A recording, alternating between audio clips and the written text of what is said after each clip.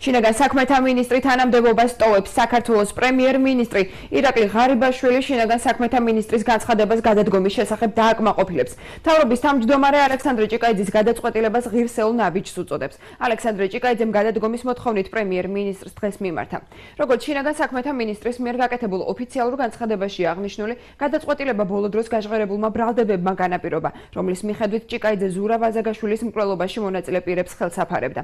მიუხედავად იმისა, რომ ეს ბრალდება არ შეესაბამება სიმართლეს, მე ვგრძნობ მორალურ პასუხისმგებლობას და ვტოვებ დაკავებულ თანამდებობას. ნათქვამია ჭიკაიძის განცხადებაში. მას შემდეგ, რაც პრემიერ-მინისტრი განცხადებას ხელს მოაწერს, შინაგან საქმეთა მინისტრის მოვალეობას ჭიკაიძის პირველი მოადგილე ვახტანგ გომელაური შეასრულებს. დღესვე ცნობილი გახდა, რომ თანამდებობა კიდევ ერთმა ძალოვანმა დატოვა. ცენტრალური კრიმინალური პოლიციის უფროსის მოადგილემ ოთარ მიზროევა თანამდებობა დატოვა.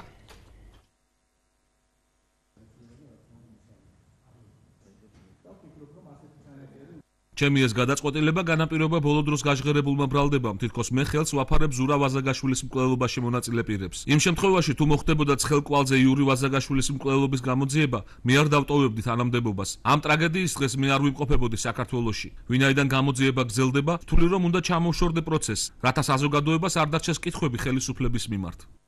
მე მინდა გითხრათ, რომ ლექსում კიდევ ერთხელ დაადასტურა, რომ ის არის მართლაც ღირსეული ადამიანი და ის მოიქცა ისე, როგორც მოიქცეოდა მართლაც ღირსეული პოლიციელი და ერთგული ჯარისკაცი ჩვენი ქვეყნის. იმისაც, რომ ჩვენ საზოგადოებაში არ დარჩეს არც ერთი კითხვა, რაც არ როგორიც არ უნდა იყოს ეს კითხვა, აბსურდულიც რომ იყოს ეს კითხვა, ჩვენ სხვა სტანდარტები დავამკვიდრეთ ქართულ პოლიტიკაში. იცით, რომ ჩვენი სწორი მმართველობა არის მთავარი ამოცანა და ლექსომ კიდევ ერთხელ დაადასტურა, რომ მისთვის თანამდებობა არ ყოფილა არასოდეს და არც არის მთავარი.